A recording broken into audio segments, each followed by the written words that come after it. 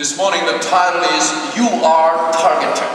Pada pagi hari ini judul pembicaraan kita adalah Anda ditargetkan. I'm not talking about Cupid's arrow. Saya tidak berbicara tentang memanah. Instead of saying I love you, mahal kita, or here in Indonesia, I don't know how you express.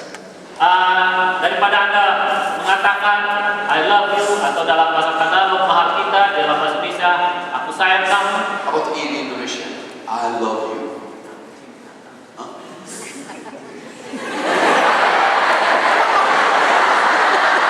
He loves me. Aku cinta kamu. Right?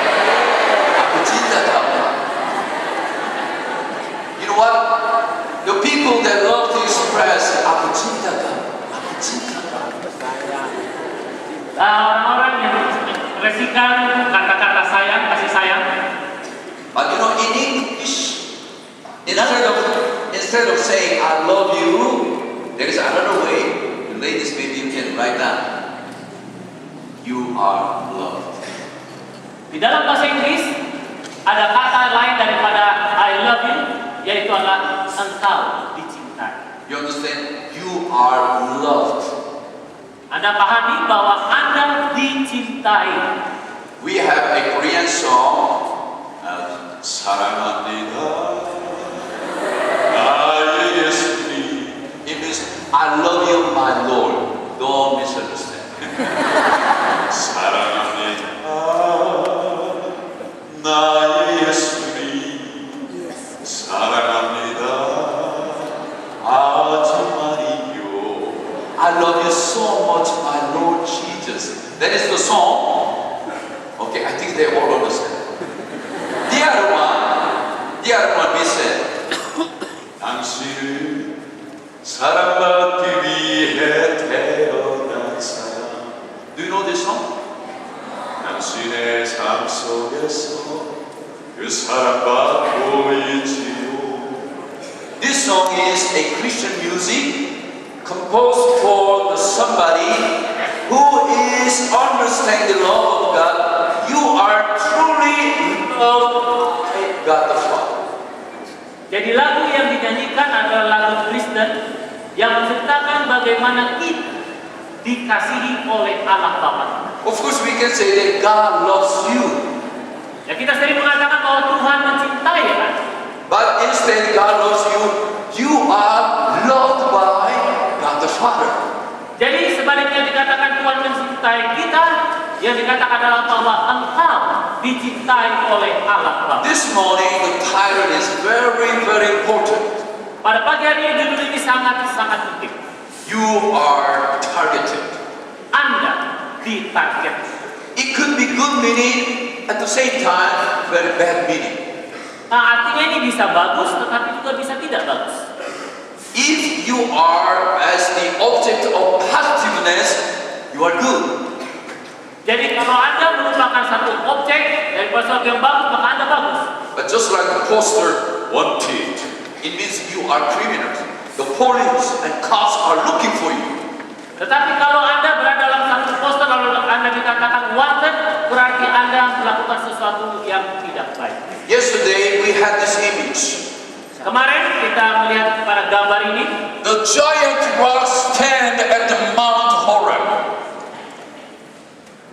The giant rock standing at Mount Horeb. Ada satu batu yang besar yang berada di Gunung Horeb. And the Lord said to Moses, you just go, stand in front of people and bring them to the Mount Horeb, because I will stand there by the rock side at the Mount Horeb. Tuhan berkata kepada Musa, pergilah ke batu itu bersama dengan para umat, maka saya akan berada bersama-sama dengan engkau di situ. Surely that day the Lord stood there as the rock, and he said, Moses, don't be hesitant. You just strike my body. I am ready to open my body and give my living water for you. Sudah pasti Tuhan berada bersama-sama dengan Musa pada saat itu. Dan Tuhan berkata, jangan engkau ragu-ragu untuk memukul batu itu, karena saya akan membuka diri saya untuk memberikan air yang hidup. After this, a great miracle, there something happened. Setelah mujizat yang besar ini, ada sesuatu lain yang terjadi. This is in the same chapter, the 17th chapter. Ini ada pada pasal yang sama, pasal ke-17. The first chapter is about the rock and the water issue. Yang pertama adalah tentang batu yang besar dan air. But the second part of 17 is about national battle against the Amalekites. Dan bagian yang kedua dari pasal ini adalah tentang satu pertempuran dengan bangsa Amalek. Amalekites came and attacked the Israelites at Rephidim. Dikatakan bahwa bangsa Amalek datang dan menyerang bangsa Israel di Rephidim. Who are the Amalekites? Siapakah? Why they are attacking the people of Israel? Mengapa mereka menyerang bangsa Israel? And as you know that the God brought people from out of Egypt to the land of Canaan. Kita ketahui bahwa Tuhan membawa orang-orang Israel dari Mesir ke Kanaan. And actually the direction we could see there was a shortcut which will take only less than 2 weeks. Dan kalau kita melihat sebenarnya ada jalan pintas ke kanan, kurang lebih hanya 2 minggu. But instead of taking this shortcut, God brought them to all the down parts of the world for 40 years and finally brought them to the promised land, the land of Canaan. Tetapi Tuhan tidak membawa bangsa Israel ini melalui jalan pintas itu, tetapi Tuhan membawa mengelilingi padang belantara untuk kurang lebih 40 tahun sampai ke Kanaan. Why? Mengapa? Is it because God is not able to do so? Apakah karena Tuhan tidak sanggup melakukannya? No. Bukan. Actually there is a reason. Ada alasan. This is what the Lord said. Inilah apa yang dikatakan oleh Tuhan. If they face war, they might change their minds and return back to Egypt. Dikatakan kalau bangsa Israel ini menghadapi peperangan, maka mereka akan merubah pikiran mereka dan mau kembali ke Mesir. Okay, everybody look at this. This is the land of Egypt and land of Canaan. Yaitu perhatikan ada tanah Mesir dan tanah Kanaan. If they go straight this way, Kalau mereka berjalan lurus, Philistines. di ujung situ ada bangsa Filistin. But this way is all the peaceful way. Tetapi jalan yang panjang itu adalah jalan yang damai. In other words, the Lord of God, He wanted to bring His people in a peaceful way to the paradise. Dengan kata lain, Tuhan mau membawa bangsanya melalui jalan-jalan yang damai. I personally believe that is the Lord's will for each one of us. Dan saya secara pribadi percaya bahwa itu adalah jalan Tuhan bagi God masing-masing wants to give you peaceful life, happy life. Tuhan ingin memberikan kepada kita semua kehidupan yang damai, yang bahagia. Yes, that is His desire, His wish for each one of us. Dan itu adalah kehendak keinginan Tuhan bagi masing-masing kita. But just like the Philistines and Amalekites, Satan is the one who makes your life troublesome and difficult. Tetapi bagi bangsa Filistin dan juga Amalek, setan telah membuat kehidupan mereka sangat. Do not misunderstand the character of God, because God is merciful and gracious to you. Jangan salah artikan karakter daripada Tuhan, oleh karena Tuhan adalah Tuhan yang Maha Pengasih. Then who are the Amalek? Jadi siapakah bangsa Actually, Amalek? Amalek was the grandson of Esau. Amalek adalah cucu daripada Esau. Who is Esau? Dan siapakah Esau? Isaac's two twin sons, Jacob and Esau, right? Anak kembar daripada Ishak, yaitu Yakub dan Esau. Jacob was clinging to mother's side and Esau was clinging to father's side. Ishak ada di pihak ibunya, sedangkan Esau ada di pihak ayah. Where we already know the story, Jacob deceived his brother in order to get the right of the birth of the eldest son. That's why he cheated his brother. Kita sudah mengetahui ceritanya bahwa Yakub telah menipu abangnya Esau untuk hak kesulungan. Because of that, Esau got angry with his brother and he wanted to kill his brother. Oleh karena hal itu, maka Esau marah sekali kepada Yakub dan ingin untuk membunuh Yakub. But this morning I have no time to discuss all that matters. But anyway, the Amalek was the grandson of Esau, and he became the nomads and the predators in the wilderness. Jadi Amalek ini adalah cucu daripada Esau dan mereka menjadi tentara-tentara dan orang-orang jahat yang ada di padang belantara. Nomads means they do not have a certain living place. They are roaming around all the places. Nomad artinya adalah pengembara. Mereka tidak memiliki tempat yang satu untuk tinggal, mereka berpindah dari satu tempat ke tempat yang lain. If you go to Mongolia, the Mongolian people are nomads. Kalau Anda pergi ke Mongolia, maka orang-orang Mongolia ini adalah orang-orang nomad yang suka pindah tempat. They are not staying one place, but with their lifestyles continually move on, looking for the grasses for the animals. Jadi mereka berpindah dari satu tempat ke tempat yang lain bersama-sama dengan hewan ternak mereka untuk mencari makanan atau mendapatkan makanan untuk hewan. But here said that Amalekites were predators in the wilderness. Predators means they're waiting for the chances, and when the people are going around, they attack and they are getting all the possessions of the strangers. Jadi dikatakan bahwa bangsa Amalek ini adalah pemangsa atau predator, di mana mereka coba untuk melihat orang-orang yang lewat. Pada waktu mereka lewat, maka orang-orang ini akan dirampas harta bendanya. So instead of growing vegetables and crops for themselves or making businesses, these people do not have any business, but just waiting for the people are going around, and they attack and they kill them, and they are stealing all the possessions from the people. Jadi orang-orang ini atau orang-orang Amalek ini, mereka tidak bertani, berkebun supaya dapat makanan ataupun melakukan bisnis yang benar. Mereka adalah orang-orang yang selalu mengintip orang-orang yang lewat lalu kemudian diserang dan diambil harta bendanya. In other words, Amalekites were wicked, evil, and bad people. Jadi dengan kata lain, bangsa Amalek ini adalah orang-orang yang atau kelompok yang jahat, yang sangat jahat. That's why when Moses was recording all the days in the past before he died, he was mentioning about the Amalekites. Jadi pada waktu Musa menceritakan tentang pengalaman-pengalaman di masa yang lampau, dia menceritakan tentang Amalek ini. And here says, remember what the Amalekites did to you along the way when you came out of Egypt. Dikatakan, ingatlah apa yang dilakukan oleh bangsa Amalek kepada kamu pada waktu kamu keluar dari Mesir. When you were weary and worn out, they met you on your journey and cut off all who were lagging behind.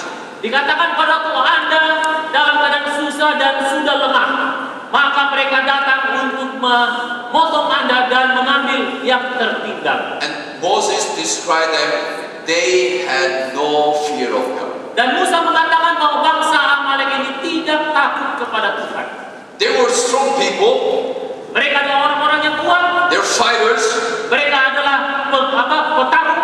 But instead of fighting one-to-one, face-to-face, tetapi mereka tidak bertarung satu dengan yang satu. they're going backward Mereka pergi ke belakang and hit the person from the back. dan memukul orang dari belakang. In other words, they are very cunning people. Dengan kata yang mereka ini adalah orang-orang yang jahat. Yeah, in front of them, say, okay, but you understand? This kind of people, very weak. Jadi mereka ini di depan mungkin mereka tersenyum, tapi dari belakang mereka memukul. Let me tell you about this battle, because this was the first national battle to the people of Israel. Saya akan ceritakan tentang pertempuran ini, karena ini merupakan pertempuran yang pertama bagi bangsa Israel. Okay, Abraham, Sarah, son Isaac. Only 3 people in the family. Oke, ada Abraham, ada Sarah, dan ada Ishak. Ada 3 orang dalam keluarga ini. Isaac, Rebecca, Esau, Jacob, only 4 people. Ada Ishak, ada Rebeka, ada Esau, ada Yakub, ada 4 orang. Jacob has 4 wives and 12 children, only about 17 people. Yakub dengan 4 istrinya dan 12 anaknya, kurang lebih mereka ada 70 orang. And they were grown because of the children. They moved to the land of Egypt, 70 people. Lalu kemudian mereka bertumbuh besar, lalu mereka pindah ke Mesir, kurang lebih 70. as the years pass by generation, the people grow in number and finally became several million people. Dan dengan berjalannya waktu, maka generasi bertambah dengan generasi yang berikutnya, mereka kurang lebih jutaan. But we already know, within 430 years in the land of Egypt, most of the years, more than 300 years, they were in the slavery. Dan kita ketahui selama 430 tahun di Mesir, kurang lebih 300 tahun mereka hidup sebagai budak. In other words, there was no kind of administration, government, any kind of army system, no military. Jadi dengan kata kehidupan daripada bangsa Israel ini adalah satu kehidupan yang tanpa ada pemerintahan atau tanpa ada peraturan. They were all the slaves, but one day because Moses and Aaron came to the palace and they were now out of the land as a free man. Jadi selama ini kehidupan mereka adalah budak. Lalu kemudian datanglah Musa dan Harun membawa mereka keluar dari Mesir, dan kehidupan mereka adalah kehidupan sebagai orang bangsa yang bebas. They never had any military system. Mereka tidak memiliki pengalaman tentang sistem kemiliteran. Just ordinary people. Hanya orang-orang yang biasa. Slaves. Budak. Then Kemudian Moses said to Joshua, lalu Musa berkata kepada Yosua, my son Joshua, come. anakku Yosua, datanglah, kemarilah. Choose some of our young men and go out to fight against the Amalekite. Musa berkata, pilihlah orang-orang muda kita, lalu keluar untuk berperang melawan bangsa Amalek. And he said this, tomorrow I will stand on the top of the hill with the staff of God in my hands. Lalu kemudian Musa berkata, besok saya akan berdiri di atas bukit dengan tongkat dari Tuhan. Do you remember the words, I will stand? Anda masih ingat kata, saya akan berdiri? Yesterday, two extreme, I will stand. Do you remember the title? Anda masih ingat kita berbicara tentang dua ekstrim, I will stand. No water at all at the Rephidim. Di Rephidim tidak ada air sama sekali. Instead of bringing them down to the hills, but bring them up to the mountains. Bukan membawa mereka ke dataran rendah, tetapi membawa mereka ke gunung-gunung dataran tinggi. And from the solid rock, open it and flowing the liquid, the waters. Dan dari batu yang keras, yang padat, terbuka, mengalirkan air. That is the image of two extremes. Ini adalah satu bayangan atau gambaran dari dua ekstrim. Our situation is so dry and barren and nothing. Situasi di sini adalah kering, tandus, tidak ada apa-apa. But out of this extremely, difficult system and situation, God is opening the door and He is giving abundant and rich blessings upon us. Dari situasi yang sangat ekstrim ini, Tuhan membawa mereka kepada satu tempat yang penuh dengan air. Because God is willing to stand there for you and me. Oleh karena Tuhan mau berdiri di sana untuk Anda dan saya. And Moses loved it. Dan Musa senang sekali dengan itu. That's why he's telling them, you go and fight against the Amalekite, because I will be standing there just like my Father in heaven. I will stand on the top of the mountain hill and I will bring my staff in my hands. Musa senang sekali dengan kata-kata ini, maka dia berkata kepada Joshua, pergilah, saya akan berdiri bersama-sama dengan tongkat Tuhan. The next morning came. Keesokan harinya tiba. I believe Joshua was busy in the night. Saya percaya bahwa Yosua sibuk sekali pada malam hari itu. Blowing the trumpet, bam, bam, bam, bam, bam, bam. So the young people and the tribes, they were gathering. Dan meniupkan trompet, lalu kemudian orang-orang muda dan bangsa ini berkumpul. And he was telling to the young people, Dan Yosua berkata kepada orang-orang muda Israel, hey guys, we are attacked by Amalekites. dia berkata, hei orang-orang muda, kita diserang oleh bangsa Amalek. They are strong people. Mereka adalah orang-orang yang besar, yang kuat. They have shields and helmets and swords and arrows. Mereka memiliki tameng, topi, pada alat pedang dan tombak. They are military soldiers, but we are not. Mereka adalah tentara-tentara, kita orang biasa. But God is in our side. Tetapi Tuhan berada di sisi kita. Let us go and fight against Amalekite tomorrow morning. Marilah kita pergi dan kita lawan bangsa Amalek itu besok pagi. And Joshua assembled the people and he went toward the battlefield that morning. Pada pagi hari, Yosua mengumpulkan orang-orang muda ini dan mereka bergerak ke ladang pertempuran. Now that early morning, Moses got his staff and he is going up to the top of the hill. Pagi hari itu Musa bersama-sama dengan tongkatnya dia berjalan naik ke atas bukit. And you need to understand this passage again. Dan Anda perlu memahami kalimat ini. I told you this was written by Moses himself.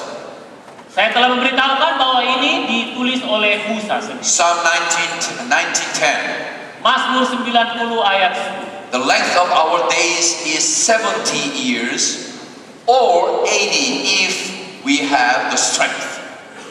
Panjang kehidupan kita, usia kita adalah 70 tahun atau 80 tahun kalau kita memiliki kekuatan. In other words, in the time of Moses, the people's lifespan was almost same as ours now. Jadi dengan kata lain, kehidupan daripada bangsa Israel itu hampir sama seperti kehidupan atau waktu kehidupan kita saat And ini. this particular battle was happening in his first year, right after they came out of the Egypt. Dan pertempuran ini terjadi tahun pertama setelah mereka keluar dari Mesir. So you and I, we have to understand. Jadi kita semua harus memahami. These three people went up to the Mount Hill together that morning. 3 orang ini pagi hari itu berjalan mendaki bukit. Moses was 80 years old man. Musa berusia 80 tahun.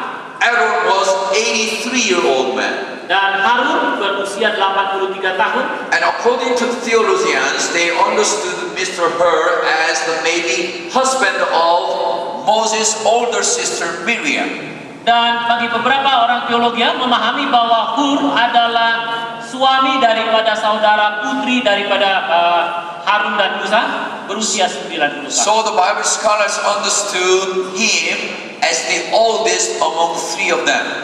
Jadi para teologi yang tahu Alkitab memahami bahwa Hur ini adalah yang tertua dari mereka bertiga. Now you just imagine this. Coba bayangkan ini sekarang. The Amalekites. Anda adalah bangsa Amalek. Joshua is Israel soldiers. Yosua dan bangsa Israel. Now you're in the field ready to fight. Anda sekarang berada di dalam medan pertempuran. You just imagine Moses was 80 years old man. Anda bayangkan Musa berusia 80 tahun. He was holding staff at the same time he's using the staff for walking while he was old. Dia memegang tongkat itu dan dia menggunakan tongkat untuk berjalan. And now all in the morning, Moses and Aaron and Hur, three old men, are going up to the Mount Hill. Dan kita coba bayangkan ada 3 orang yang sudah tua. Pagi hari itu berjalan mendaki bukit. And from the top of the hill now, they are looking down the very battle scene.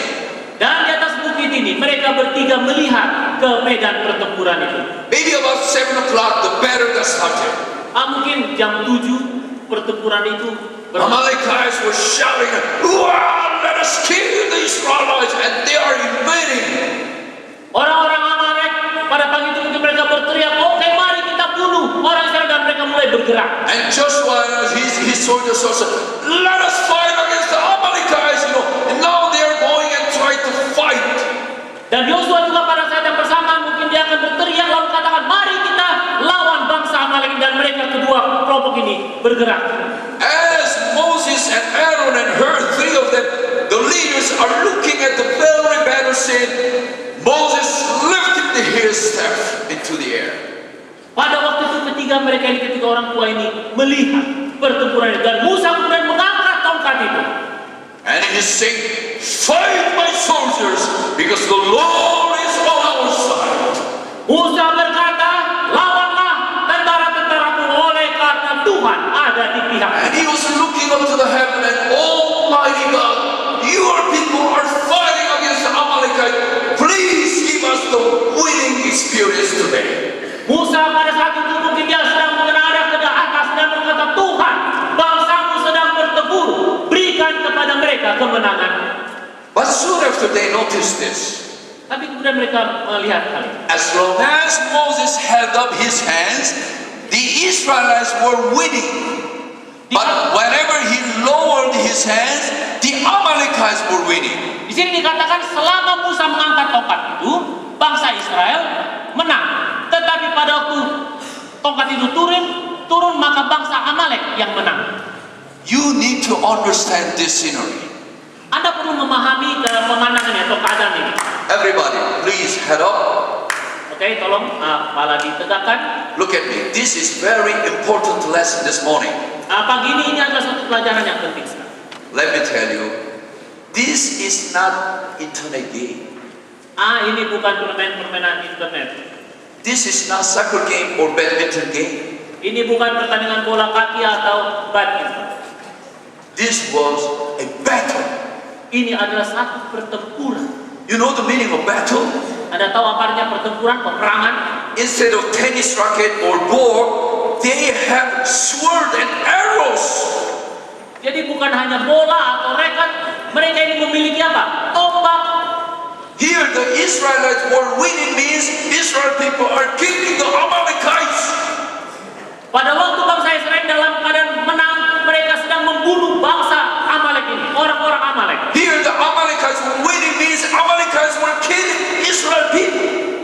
Dan pada waktu bangsa Amalek ini dalam posisi menang, mereka sedang menyerang dan membunuh bangsa Israel.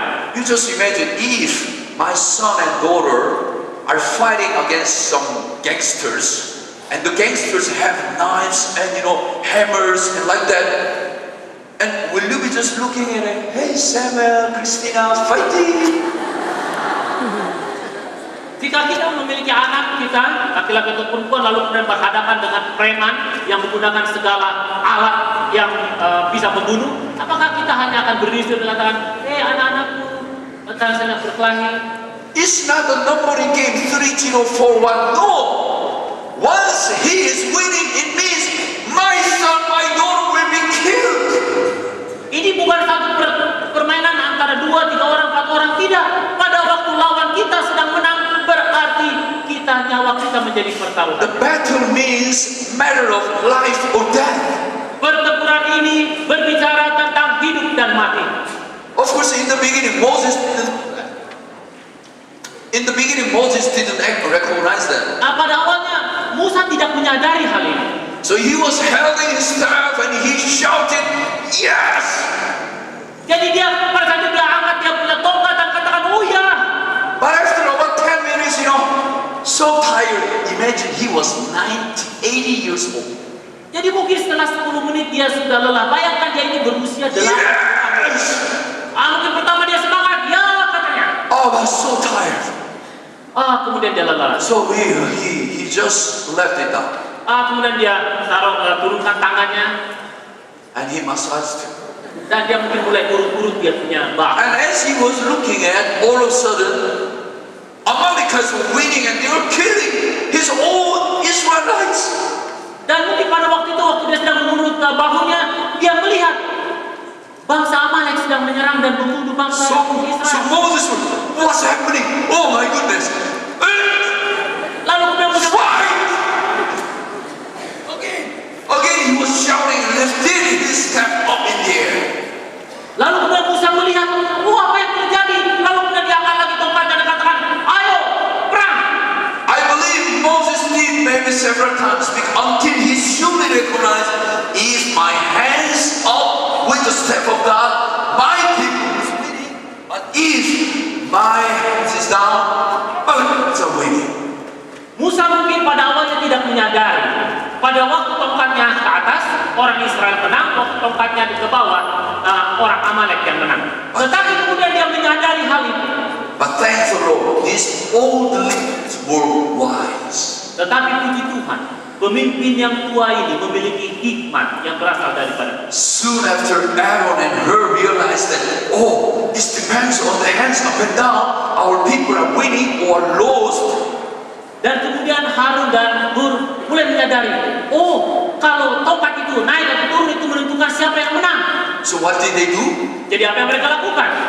Aaron and Hur said, "Hey, let's move and make a chair." Lalu kemudian Harun dan Hur kata, mari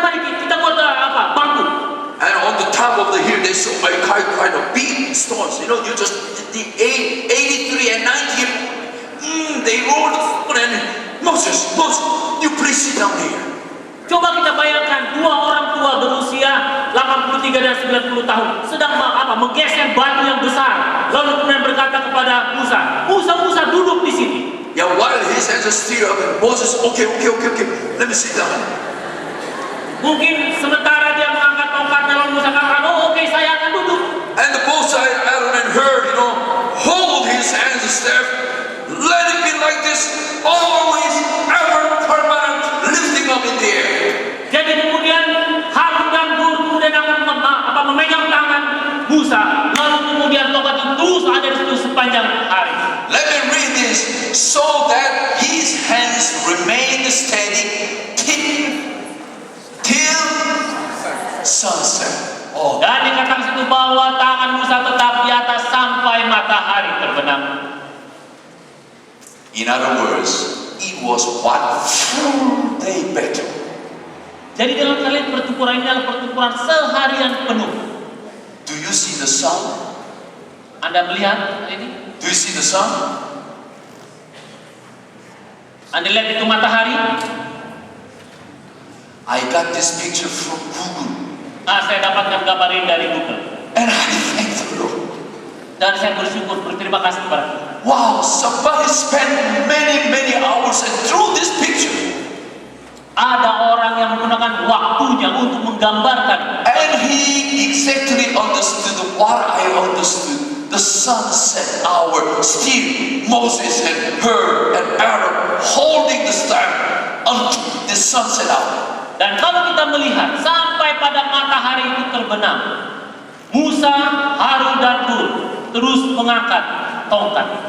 What does it mean until sunset hour?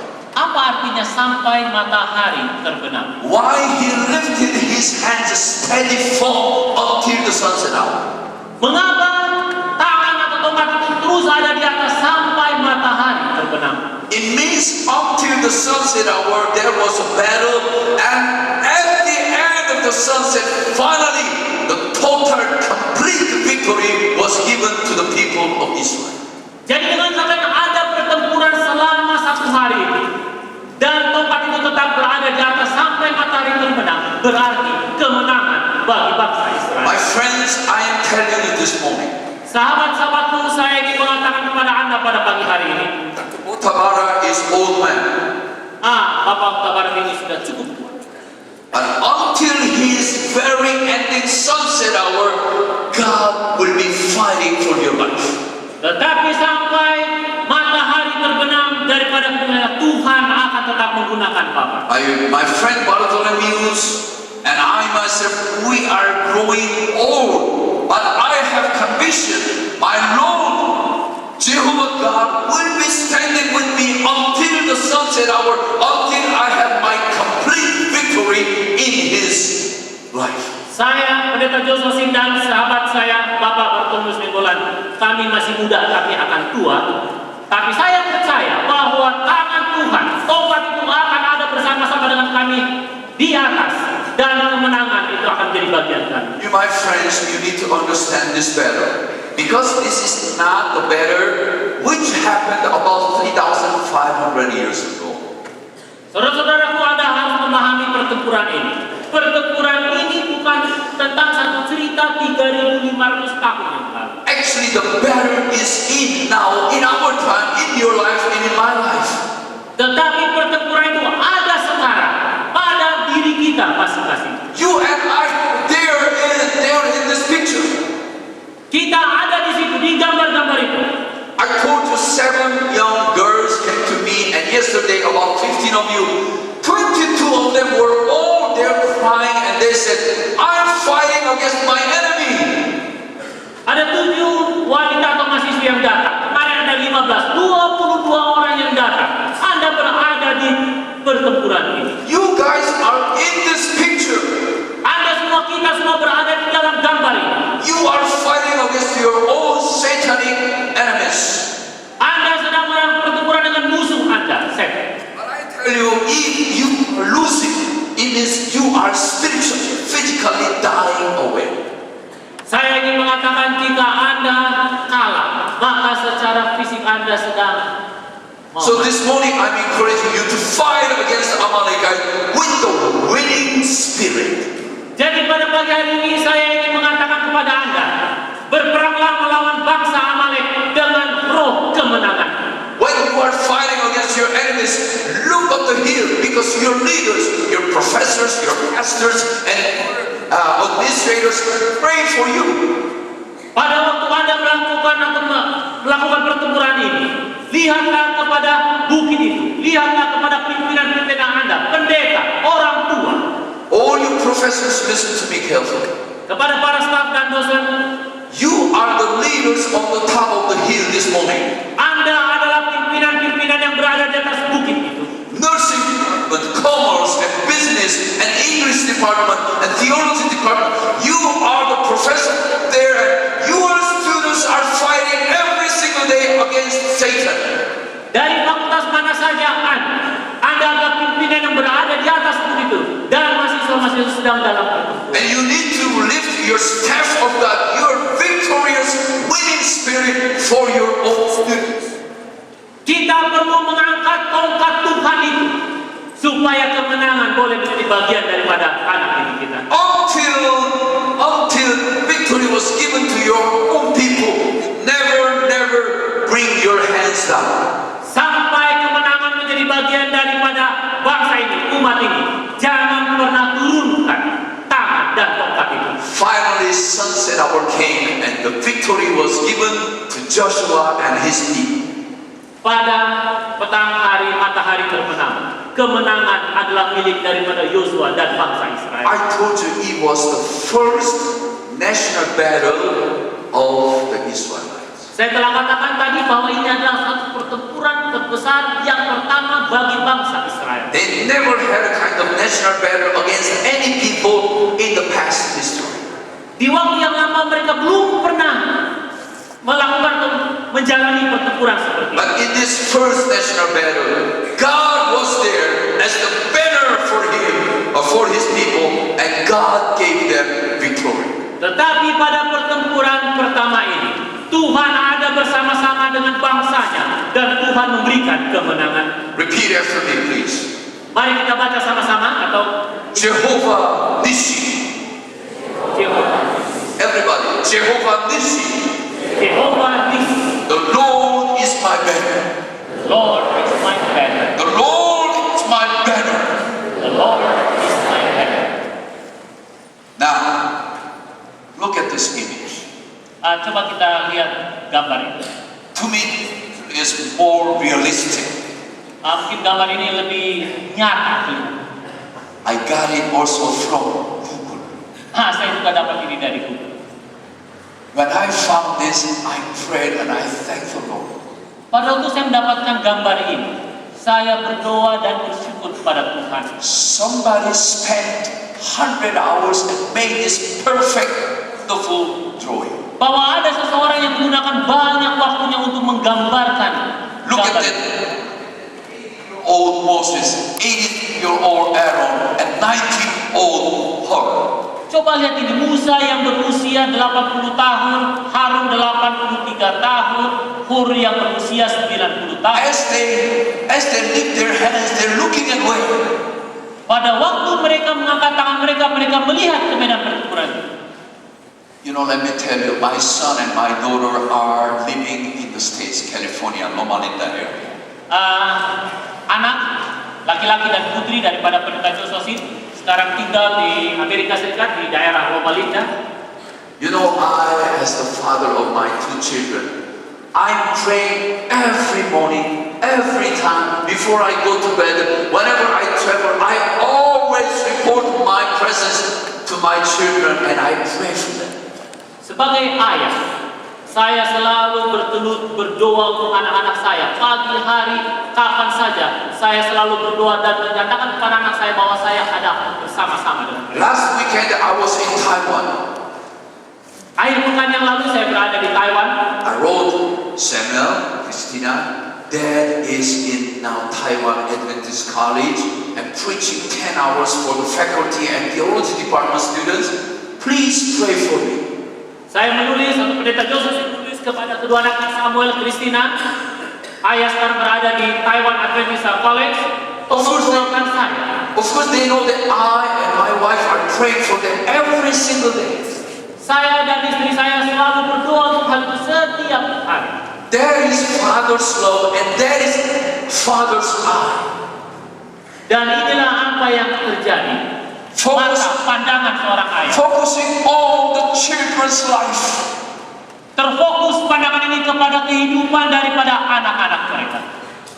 Those people should you to be. Kita harus menjadi seperti mereka itu. Bartholomeus stand in the middle, and Dr. Botawara and Pastor Milton and all the professors. You guys are standing and and sitting down and looking at your own department of students every single day, every single moment. Pendeta Utabarat, Pendeta Nicolan, Pendeta Profesi dan semua staf dan dosen. Kita harus berada dalam bukit itu berdiri dan melihat kepada para anak didik kita. Then now, this is my words. Ini adalah firman atau kata-kata. You are targeted by Satan. Anda sekarang menjadi target atau ditargetkan oleh setan. Oh, it is fearful words. Oh, satu kata-kata yang kurang enak. I am targeted by Satan. Oh, saya sedang dibidik oleh setan. Why? Kenapa? Because I am a pastor. Karena pendeta Joshua ini adalah pendeta. I'm an ordained minister. Adalah pendeta yang dikurangi. I'm the leader. Pendeta adalah pemimpin. I'm the father. Seorang ayah. That's why Satan hates me. Itu sebabnya setan membenci. Of course, Satan hates you and hate all the religious leaders. Sudah pasti setan membenci Anda dan semua pimpinan-pimpinan agama. Then my second question. Dan pertanyaan saya yang kedua. Are you brave enough to stand on the top of the hill? Apakah Anda berani untuk berdiri di atas bukit itu? All the leaders of this Seventh-day Adventist Church, the General Conference and Division and Union Conference level, even schools, you guys are targeted by Satan. Semua pimpinan dari gereja ini, mulai dari General Conference, divisi, uni, conference, dan juga lembaga-lembaga ini, kita adalah target yang sedang dibidik oleh setan. 24/7, 365 days, Satan and his evil spirit, they never get to sleep, but always try to kill and me. 24/7, 360 hari, 65 hari, kita terus dibidik oleh setan. And as the targeted leaders of the church by Satan, what should we do?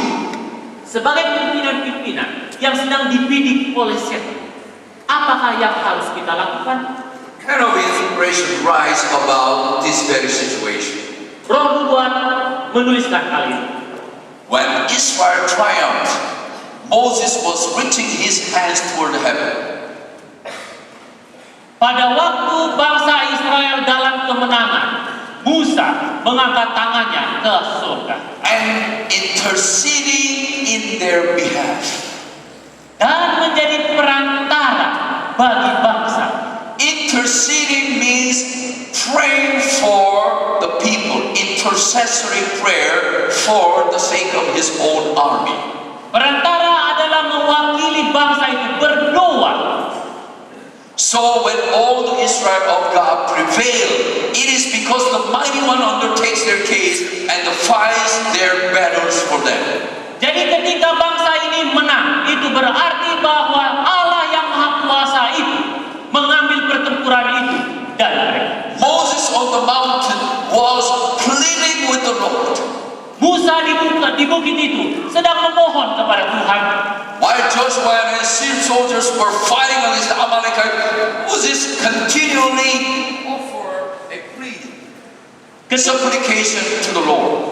Ketika Yosua dan bangsa Israel terus bertempur, di saat yang sama Musa berdoa memohon perantara kuasa daripada Tuhan. Moses prayed honestly for the success of the armies of God. Musa berdoa dengan sungguh-sungguh untuk kemenangan bangsa Israel. Are you Moses? Apakah Anda, Musa? Are you standing on the top of the hill this morning? Apakah pada pagi hari ini Anda berdiri di atas bukit itu? Are you praying for the sake of your soldiers at the bottom there in the battlefield? Apakah Anda berdoa untuk tentara-tentara Anda yang berada di medan pertempuran? Are you lifting your staff into the air in order for having victory from God? Apakah Anda mengangkat tongkat itu di atas guna kemenangan yang berasal dari surga? Well, actually, my profession in doctoral degree is leadership. Profesi saya dalam S3 adalah dalam kepemimpinan. I've read many hundred books on leadership. Pendeta Joshua Simpson sudah membaca banyak sekali buku tentang kepemimpinan. And in the leadership, we learn this. Dan di dalam sistem kepemimpinan kami mempelajari hal ini. Leaders must love 3 Ds. Para pemimpin harus mencintai, menyukai 3 D. Yes, Pastor Milton is a spiritual leader in this church. And Pastor, you are the chaplain of this school. So you are the leader. Pastor Botabara and Pastor Bartholomeus and my friend Joshua. We are all leaders. And leaders must live these 3 Ds. Pendeta Pardosi, Pendeta Takaria, Pendeta Huta Barat, Pendeta Nenggolan, Anda adalah pimpinan-pimpinan. The first D is difficult. D yang pertama adalah kesulitan atau difficult. The second D is dirty. D yang kedua adalah kotor, dirt. And the third D is dangerous. Dan D yang ketiga adalah dangerous, bahaya. Everybody repeat after me. Mari kita sama-sama. Difficult, dirty, dangerous. Any of you like this? Ada yang suka dengan ketiga hal ini? No, right? Sudah pasti tidak. That's why you are still students. Itu sebabnya karena Anda masih mahasiswa. That's why you are children. Itu makanya Anda masih anak. That's why you are not yet leaders. Itu sebabnya Anda belum menjadi. If you become a mother, Jika Anda menjadi ibu, babies always urine and everything. bayi-bayi selalu buang kotorannya. Let me tell you, my wife was a typical Korean lady. Saya mengatakan bahwa istri daripada Pendeta Joshua ini adalah memang orang Korea. Very beautiful, very true, very quiet, Dia cantik, dia pendiam, very silent. pendiam. Excuse me. Such a person, very shy person. Adalah seorang yang pemalu. And we had our first baby, son, Samuel. Lalu kemudian kami mendapatkan anak yang pertama, Samuel. Babies are always what? Eating and poo, sleeping, eating, poo, sleeping. Only these 3 things. Jadi bayi ini hanya melakukan 3 hal itu. Makan, buang kotoran, tidur. Makan, buang kotoran, hanya melakukan 3 hal itu. We didn't buy any, artificial, the manufactured diapers, but we used our own handmade diapers. Good ones. Jadi keluarga ini tidak menggunakan itu popok yang bisa dibuang, tapi menggunakan kain yang dibuat sendiri. You know what's happening? Tahu Anda apa yang terjadi? Before, if anybody fart, then, that's my wife. If somebody is a fart. Ya, jadi pada waktu bayi ini buang angin, Then my wife was changed. Now, as she changed the diapers from my son, he took it out and she got it with her finger. She's now dissect all the stools and looking at whether it's too much water or too much dry. She's looking at this.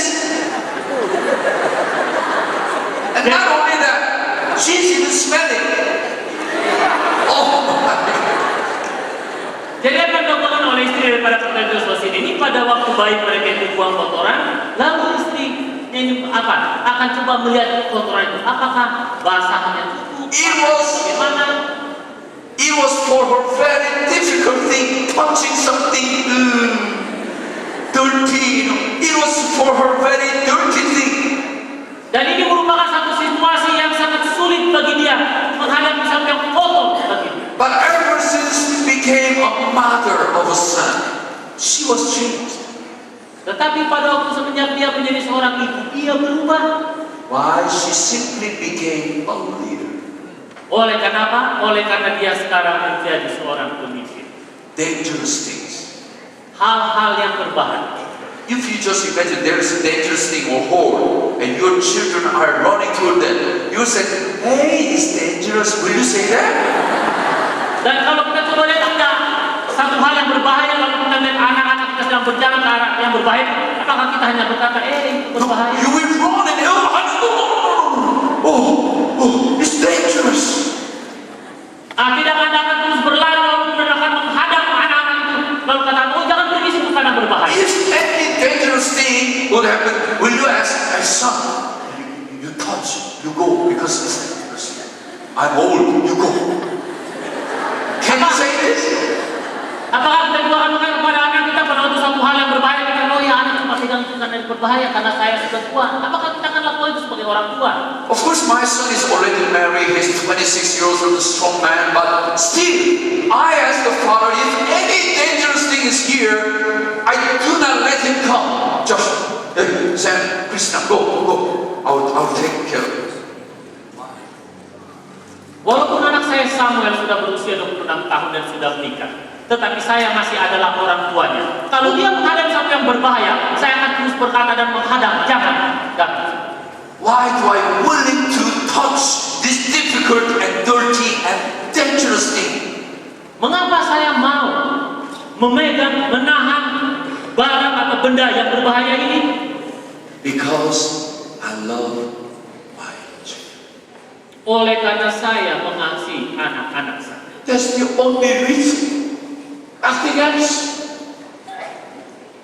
Hanya itulah alasannya, tidak ada lain. So the leadership means love. Jadi selain kepemimpinan itu berarti kasih. If you do not love your students, forget about the title, forget about the position. Jika Anda para staf dan dosen tidak mengasihi murid-murid Anda, lupakan semua gelar yang ada. You must be full of love toward your students. Otherwise, your position, your title is nothing. It's meaningless. Jadi kita harus memiliki kasih kepada anak-anak didik kita. You must be willing to touch difficult things, dirty things, dangerous things for your own children, your spiritual children. Kita harus berani untuk memegang hal-hal yang sulit, yang kotor, yang berbahaya demi anak-anak didik kita. Moses was standing on the top of the hill that morning because of his great love for his own people. Pada pagi itu Musa berada di atas bukit berdiri oleh karena kasihnya kepada bangsa Israel. He was brave enough to stand there on that very day. Dia cukup berani pada hari itu berdiri di atas bukit itu. You just imagine if that day Israel people lost and Amalekites won the battle, then what will be the next thing? Jika kejadian terjadi pada hari itu, bangsa Israel kalah dan bangsa Amalek yang menang, apa sebenarnya terjadi? Look at me. Lihat, Amalekites and Israel people, they battled whole day from morning till the sunset hour, almost 12 hours. Bangsa Amalek dan bangsa Israel selama satu hari itu bertempur. From this Amalekites, as they're fighting back and forth, sometimes they're winning, sometimes and for the rest of them, they were always defeating, and finally they're losing, and they are looking at somebody standing on the top of the hill. Jadi kalau kita coba bayangkan bangsa Amalek, pada waktu itu mereka ada maju, mereka mundur, tetapi kemudian mereka mundur lebih banyak lagi. Saya yakin bahwa bangsa Amalek juga melihat ke bukit itu. And even Amalek has sensed that, oh, the winning and defeating is matter of that three guys. Especially the middle one lifting her hands up. Why he's holding staff whole day? Dan saya yakin bangsa Amalek ini memahami bahwa kemenangan daripada bangsa Israel ini adalah ada orang yang di atas bukit itu yang sedang mengangkat tongkat di atas. That's why definitely on that day, if Amalek has won the game, the next one is like this. You all the fools. Whole day you were praying for the Israelites, you guys. And that night they will slaughter all of them. Dan saya pikir kalau bangsa Amalek ini sedang dalam posisi menang, mungkin mereka akan datang ke atas bukit itu dan katakan, oh gara-gara engkau kami bangsa Israel ini, maka mungkin bangsa Amalek ini akan membunuh ketiga orang itu. That's why leaders, we must be brave. Oleh sebab itu, pimpinan-pimpinan kita harus berani. We have to sense that we are targeted by our enemy Satan every single day. Kita harus bisa menyadari bahwa kita dibidik oleh musuh setan itu setiap hari. But praise the Lord, again, I'm giving you this image. Tapi puji Tuhan, saya memberikan ini lagi kepada Anda. Our Jesus Christ, the Creator, He is able to give us daily victory. Tuhan kita, pencipta kita, sanggup untuk memberikan kepada kita setiap hari kemenangan itu. Regardless of your burdens you have, how big, how small, no problem. Jesus is able to handle and solve all your personal problems. Walaupun ada beban-beban di dalam kehidupan kita, jangan khawatir, oleh karena Tuhan sanggup menanggung beban-beban itu bagi kita. I want you to be this kind of person. Saya mau Anda untuk menjadi seperti orang. As you choose to the stand of Jesus, as you open the Word of God in the morning, in the afternoon, in the evening, at prayer garden or in the dormitory, even class everywhere, you surrounded by heavenly angels and you will be winning the game all the time. Pada waktu Anda memutuskan untuk berada di pihakku, setiap pagi, setiap petang, di dalam kebaktian, di ruang kelas, Anda akan dikelilingi oleh malaikat-malaikat Tuhan. How many of you want to be the winner? Berapa di antara Anda yang mau menjadi pemenang? How many of you want to be protected by mighty angels of God? Berapa di antara kita yang mau dilindungi oleh malaikat-malaikat Tuhan? How many of you want to stand with Jesus Christ, the Creator side? Siapa yang mau berdiri bersama dengan Yesus? Would you kindly stand up with me? Jika itu Anda, maukah Anda berdiri?